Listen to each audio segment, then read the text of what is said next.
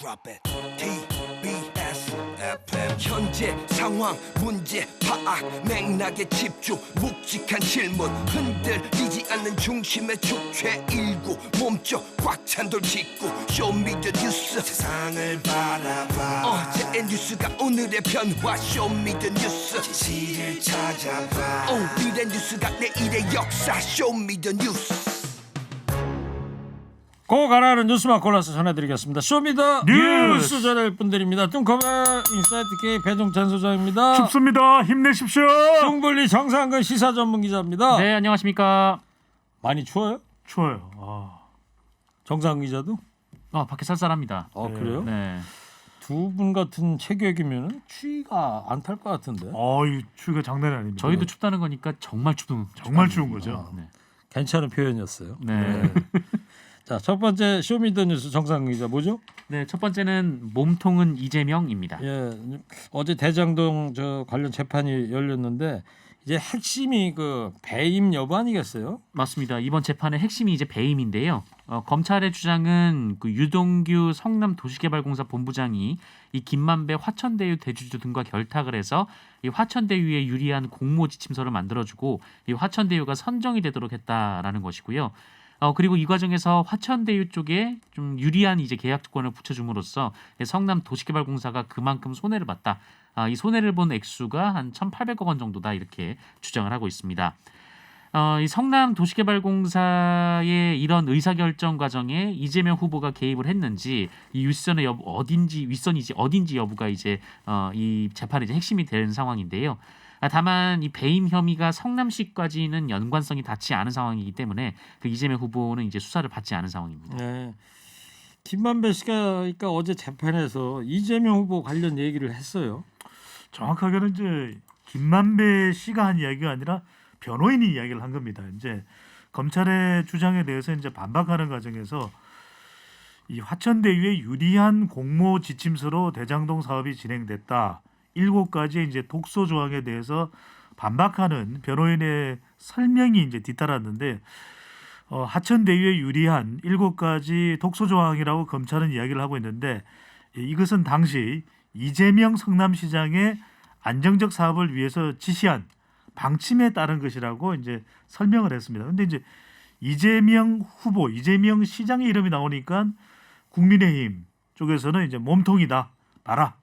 이재명 당시 성남시장 현재 후보가 몸통 아니냐 이렇게 얘기했는데 그때 변호인이 이재명 성남시장을 언급한 것은 성남시가 방침을 정한 것인데 당시 이제 성남시의 시장이 이재명 성남시장이기 때문에 이름을 이야기한 것이지 이재명 성남시장의 사적인 결정은 아니다라는 설명을 덧붙였는데도 불구하고 이재명 후보가 몸통이다 이런 주장이 나오고 있는 것이죠. 정상근 기자. 네. 그러니까 국민의힘의 주장이 뭐예요? 그래서 이제 배종찬 선생님이 말씀을 해주셨는데요. 이 김만배 씨의 주장이 이제 성남시가 짠, 그러니까 사실상 대장동이 개발에 이 좀 배임성 계약을 한 구조를 만든 게 이제 이재명 후보라는 고백을 한 거다라는 게 이제 국민의힘의 주장입니다. 김기현 국민의힘 원내대표가 이렇게 얘기를 했는데요. 이 대장동 특혜 비리의 핵심 실행범이 이재명 후보의 이름을 언급을 했고 이런 계약 조건을 만든 것이 이재명 시장이다라고 증언을 했다라고 주장하면서 이 성남시장 이재명이 공직자의 지위와 권한을 이용해서 이 특정 민간인에게 부동산 개발 이익을 몰아주도록 지시를 했다는 것이다 이렇게 주장을 했습니다. 국민의힘의 이런 주장에 대한 민주당 입장은요? 그러니까 민주당이라기보다는 정확하게는 이제 이재명 후보 선대위 측인데요. 방금 전에 제가 설명을 드렸습니다. 이제 변호인이 이재명 당시 성남시장의 방침에 따른 것이다. 이거는 왜냐하면 이 성남시의 방침인 거죠. 그러니까 당시 이제 성남시의 결정인데 시장이 이재명 후보였다라고 하는 점인 것이고 그래서 선대위 측에서는 이게 뭐 적반하장도 이런 적반하장이 없다. 이건 성남시의 공식 방침이지 이재명 당시 성남시장의 사적 지시가 아니다. 이 점을 강조하면서 권혁기 민주당 선대위 공보부단장은 이 중앙당사에서 이제 브리핑을 가졌습니다. 오늘 브리핑을 가졌는데 뭐라고 얘기를 했냐면 아니 언론에서 아니라고 몇 번을 이야기해야 되느냐. 이재명 그러니까 이거는 김만배 변호인도 그렇게 설명을 했거든요.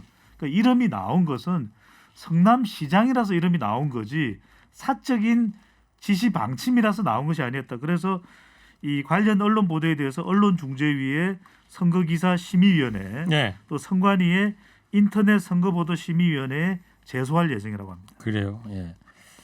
자, 이 대장동 특검은 지금 어떻게 돼가고 있어요? 말 나온 김에? 진척이 없습니다. 네, 그 서로 특검을 주장을 하고 있는데 특검이 안 되는 좀 여야가 지금 이 관련해서 회의를 하고는 있지 않습니까? 회의를 하고 있습니다. 네, 어제도 회의를 했고요.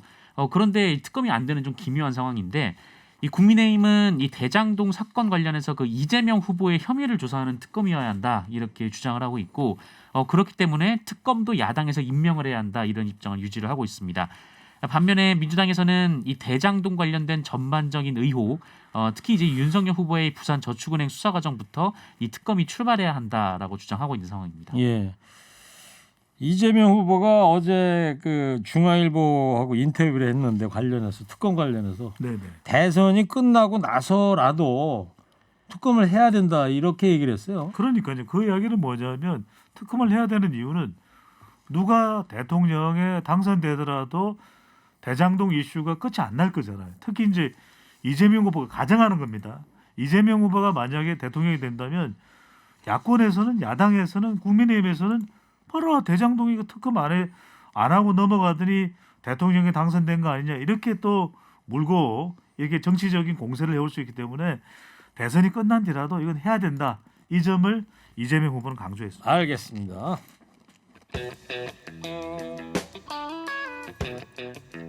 자, 유튜브 보시는 분이 배 소장 추워가지고 머리카락 얼었습니까? 이렇게 질문하셨는데 그러니까요. 아니, 얼어서 하늘로 운동 쓴 겁니까? 근데 지금? 여름에도 머리가 이렇게 굳으셨는데 지금 고드름이 달렸죠. 고드름이 거꾸로 달립니까? 요새? 그러니까요. 네. 자, 대지한 말 그만하시고요. 예. 자, 두 번째는 뭐예요? 꺼지지 않는 국민의힘 내용입니다. 이준석 대표는 윤석열 후보하고 이제 화해하고 나서 지지율이 올랐다고 자신하고 있지 않습니까? 이럴 수도 있을 것 같아요. 이런 분석도 가능은 할 것 같아요. 한국사회여론연구소가 TBS의 의뢰를 받아서 지난 7일과 8일 실시한 조사입니다. 7일과 8일 실시한 조사인데요. 차기 대선에서 누구에게 투표할지 물어보았습니다. 자세한 사항은 중앙선거여론조사 심의위원회 홈페이지에서 확인 가능합니다. 이재명 후보 37.6%, 윤석열 후보 35.2%, 오차 범위 내 이재명 후보가 앞서는 결과입니다. 안철수 후보 15.1%. 이 조사를 보면 윤석열 후보가 직전 조사와 비교할 때 20대 살짝 오르고 30대 올랐어요. 네. 그러니까 이 조사 결과만 그러니까 놓고 화해하고 나서 그 영향이다 이런 그렇죠. 얘기죠. 지난 6일 날 이제 이 8시경에 저녁 8시경에 이준석 대표 또 윤석열 후보 사이에 2차 봉합이 됐거든요. 그 이후에 실시된 조사 결과니까 봐라. 봉합하고 나서 열심히 이준석 내가 뛰었더니 지지율 올라갔잖냐. 이런 주장 가능한데 문제는 뭐냐. 아니 이런 갈등이 뭐야. 그동안 이준석 대표 뭐 한 거야. 60대 이상이 중요한 지지층이잖아요. 60대 이상은 지지율이 내려갔어요. 아 그래요. 네. 또 화해했던 날 지금 목요일 상황 지금 배 소장 얘기했는데 정상이죠. 네. 그 뒷얘기도 공개했더라고요. 네, 오늘 이준석 대표가 이 CBS 라디오에 출연을 했는데요. 당시 상황에 대한 질문에 하나만 공개하겠다라면서 여기 있는 모든 사람 중에 대선에서 졌을 때 이 집에 갈 사람은 윤석열 후보 그리고 이준석 대표 본인밖에 없다. 이런 얘기를 윤석열 후보에게 건넸다라고 이준석 대표가 얘기를 했습니다. 윤석열 후보는 그 말을 듣고 웃었다라고 전했고요. 이준석 대표는 국회의원분들은 대선에서 진다고 사퇴를 하진 않지만 집에 갈 사람은 이제 두 사람뿐이라는 것이다라면서 뭐 그만큼 다른 누구보다 이 두 사람에게 대선 승리가 절박한 과제라는 뜻이다. 좀 이렇게 얘기를 했습니다. 그래요. 자 그런데 국민의힘 내부에 이 갈등이 다 봉합된 건 아닌가 봅니다. 그 당협위원장 옛날로 치면 지구당 위원장이라고 그렇죠. 그러는 거죠. 이 당협위원장 임명 놓고 갈등이 벌써 불거졌다고요? 이게 어떤 내용이냐면 지난해 이제 12월 달에 윤희숙 전 의원이 이제 사퇴하면서 서울 서초 갑도 공석이 됐거든요. 근데 여기 위원장을 누구를 임명하느냐에 따라서 공천과도 연결돼요. 그러니까 중요한 이 당협위원장 임명권인데 이번에 이제 3월 9일 날 치러지게 될 5군데 이제 재보궐선거 지역 얘기하는 거 아닙니까? 그렇죠. 그 중에 하나죠. 전희경 이 전 의원을 서울 서초가 위원장에 이제 거론이 되고 있고 정우택 충북 청주 상당 위원장 임명안도 지난해 12월 달에는 이제 보류를 했거든요. 보류를 했는데 알려진 사실이 뭐냐면 권성동 전 사무총장이 은근 다른 쪽에 모르게 최고위원회 모르게 승인을 해버린 거예요. 네. 그러니까 이거 최고위원회 그러니까 임명을 해버린 거예요? 그러니까요. 의결 없이 임명안을 승인하면 안 되는 거잖아요. 이러다 보니까 아니 이거 왜 임명이 돼서 이준석 대표 쪽에서는 이제 발끈할 수밖에 없는 것이고 그래서 오늘이 이제 화요일 11일이니까 모레입니다. 13일 이준석 대표가 공천관리위원회를 구성해서 재보선 공천 문제를 본격 논의하겠다 이런 얘기가 나오는데 서초갑 하면 떠오르는 인물이 누구냐면 서초구청장직을 던진 바로 조은희 네. 전 서초구청장도 여기에 국회의원 자리를 또 노리고 있거든요. 상당히 또 이 논란과 파장이 있을 것으로 보입니다. 네. 자, 정상 기자, 네. 홍준표 의원도 앙금이 계속 남아 있는 것 같은데 윤석열 후보를 표현하기를 굴러온돌이라고 했어요. 네, 지난 9일에 이 자신이 개설한 온라인 플랫폼 청년의 꿈에 글을 썼는데요. 이 당의 특징이라는 제목의 장문의 글이었습니다. 여기서 본인이 26년간 이 당에 봉직하면서 온갖 꾸준히 일을 도맡아 하고 또 대여 투쟁에도 앞장을 섰는데 지난 총선 때 굴러온 돌에 발뿌리를 걸려 넘어졌다 이렇게 얘기를 했습니다. 황교안 전 대표를 얘기하는 것으로 보이고요. 그리고 천신만고 끝에 일어섰으나 이 또 다른 굴러온 돌에 막혀서 1년 4개월 동안 집에도 돌아가지 못했다 이렇게 얘기를 했습니다. 김종인 전 그 비상대책위원장을 얘기하는 것으로 보이고요. 그리고 윤석열 후보를 지칭을 한 것으로 보이는데 또 다른 굴러온 돌에 이 민심에서 압승하고 당심에서 참패해도 나는 이 당을 원망하지 않는다라고 얘기를 하기도 했습니다. 네. 유승민 전 의원도 모습을 드러내지 않고 있는데 원팀이 앞으로 될 수 있을까요? 이게 또 불투명합니다. 왜냐하면은 유승민 전 대표가 지금 거치가 어떻게 되고 있는지 불확실하거든요. 그러니까 지난 경선 이후에 외국에 나갔다는 이야기도 있고 집거 중이라는 이야기도 있고 확인이 잘 안 되고 있어요. 그래서 지금 홍준표 의원도 원팀 합류가 안 되고 있는데 유승민 전 대표, 전 의원도 젊은 세대를 중심으로 해서 상당히 영향력이 있거든요. 그런 만큼 유승민 전 대표를 합류시키는 것이 선대위에 합류시키는 게 중요한데 이준석 대표가 나서긴 나섰어요. 특별한 관계잖아요. 그러다 보니까 유승민 전 대표가 합류할 수 있도록 본인이 노력하겠다라고 했는데 할지 안 할지는 불투명한 거죠. 네.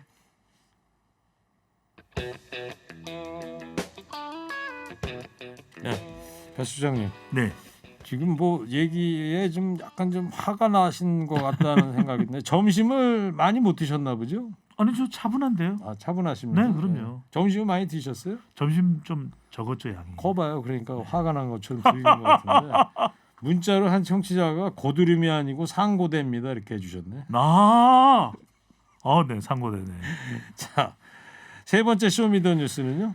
막 올라간 공약 전쟁입니다. 네, 최근 여론조사에서 이재명 윤석열 후보의 지지율이 네. 다시 이제 붙었어요. 그러니까 방금 전에 말씀드렸던 대로 오차 범위 내에 붙어 있는 지지율입니다. 한국사회여론연구소 또 TBS의 여론조사를 소개해드렸는데 이 조사 결과를 보면 이재명 후보도 지지율이 내려갔고 윤석열 후보도 내려갔는데 내려간 폭만 놓고 보면 이재명 후보 지지율이 더 내려갔어요. 네. 그러니까 안철수 후보가 급부상하고 있는 배경에는 윤석열 후보 이탈 지지층을 주로 가져가긴 하지만 이재명 후보와 심상정 후보의 지지층까지도 일부 가져가고 있다. 이런 분석과 해석도 나오고 있는데 이재명 후보와 윤석열 후보 이준석 대표하고의 갈등이 봉합되면서 이재명, 윤석열 지지율은 더 붙는 결과로 나타나고 네, 있습니다. 이렇게 접전 양상 어쨌든 두 사람이 내려가긴 합니다만 접전 양상을 보이다 보니까 본격적인 저 대선 공약이 이제 나오기 시작을 네. 했어요. 이재명 후보가 오늘 소득 5만 불, 주가 5천 시대를 공약을 했습니다. 오전에. 자, 들어보겠습니다. 지금 우리는 에너지 전환, 디지털 전환, 그리고 최근에는 코로나 팬데믹까지 동시에 맞으면서 역사적인 대전환의 시대를 살고 있습니다. 그리고 바로 지금이 대전환의 골든타임이라고 생각합니다. 이재명 신경제의 목표는 종합국력 세계 5강의 경제 대국입니다. 첫째는 세계적 수준의 경제력, 그리고 누구도 넘볼 수 없는 국방력. 두 번째는 높은 문화 수준을 갖춰서 다른 국가들이 선망하는 소프트 파워를 가진 나라입니다. 세 번째는 상시적으로 혁신하고 늘 미래를 지향하는 혁신 국가입니다. 인권과 다양성이 보장되는 개방형 국가, 그리고 마지막으로 기후위기 대응, 신흥국 지원과 같은 인류 사회를 위해서 공헌하는 그런 국가입니다. 네. 세계 5강국으로 이끌겠다 대한민국을 그랬어요. 네, 이른바 555 구상인데요. 국력 세계 5위, 그리고 국민소득 5만 달러, 그리고 코스피 5천 달성 이렇게 얘기를 했습니다. 오늘 국회에서 신경제 비전 선포식을 열었는데요. 지금이 대전환 위기를 성장의 기회로 바꿀 수 있는 골든타임이라면서 이 대한민국 세계 5강을 이재명 신경제가 해내겠다라고 했습니다. 네. 우리도 목표를 걸어야 될 것 같은데요. 우리도 청취율 50%. 지금 조사 기간이잖아요. 네, 청취율 50% 가자. 청취율 50%요. 여보세요. 아유, 그렇게 막 던지지 마시고요. 불가능한가요? 저희도 그러면 청취율 5강 이런 거 어때요? 좋습니다. 5강 좋네요. 5강. 분이 네. 열심히 잘해주시고 자.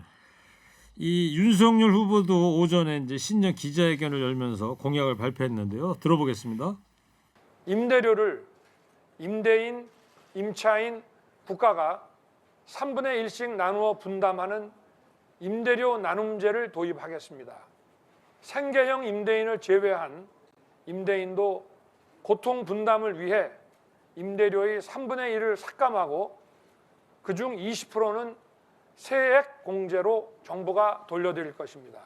셋째, 저성장 저출생 양극화의 악순환을 극복하겠습니다. 재앙적 수준의 저출생을 극복하기 위한 제도적 변화를 시작하겠습니다. 아이 갖기를 원하는 국민을 지원하기 위해 전 국민을 대상으로 부모 급여를 도입하겠습니다. 아이가 태어나면 1년간 매월 100만 원의 정액 급여를 받도록 하겠습니다. 네, 윤석열 후보도 다양한 공약을 발표했어요. 임대료 나눔제라든가 부모 급여라든가. 크게 이제 부모 급여, 임대료 나눔제입니다. 부모 급여는 뭐냐면 아이가 태어나면 1년간 매월 100만 원의 정액 급여를 부모가 받는 겁니다. 그러니까 1년 동안 1,200만 원을 받는 것이고, 임대료 나눔제는 뭐냐면 임대료가 120만 원이면 임대인, 임차인, 국가가 각각 3분의 1씩 120만 원의 월 임대료를 임대인 40만 원, 임차인 40만 원, 국가 40만 원 이렇게 나누는. 그러니까 윤석열 후보나 이재명 후보 모두 말 그대로 이제는 거대 담론이 아니라 소확행 공략 대전이 벌어지고 있습니다. 네, 자, 두 후보의 이 젠더 갈등 두고 다른 해법을 보이고 있지 않습니까? 근데 네, 그 윤석열 후보는 여성가족부 폐지, 이 병사 월급 200만 원 등 이 명확히 20대 남성을 타겟팅한 공약을 발표를 하고 있는데요. 반면에 이재명 후보는 오늘 송도에서 강연을 했는데 누구는 한쪽으로 쏠리는 입장 갖고 득표 활동에 나서고 있다라면서 지금 어떤 편을 들라라고 요구를 하고 있는데 이 정치는 그렇게 할 수가 없다라고 얘기를 했습니다. 그래요. 또 토론회 참석 여부 두고도 논란이 이어지고 있어요. 그러니까 이게 서로 간에 뭐 소통이 안 된 건지 불통인 건지 이제 18일 날 KBS에서 이제 윤석열, 이재명 윤석열 후보의 이 토론 요청이 와서 관련 실무자 회의에 이재명 선대위 측에서는 이제 18일 예정되어 있는 KBS 토론을 앞두고서 참석을 했다 그러는데 윤석열 선대위 쪽에서는 참석을 안 했거든요. 네. 아니 왜 참석을 안 해요? 이랬더니 연락 받은 바가 없다. 그래서 이제 18일 KBS 토론은 물 건너갔고 18일 이후에 토론 일정을 재협의가 돼야 토론회가 될 것으로 보입니다. 어쨌든 현재로서는 아직 그 결정된 건 없는 겁니다. 결정이 안 된 거죠.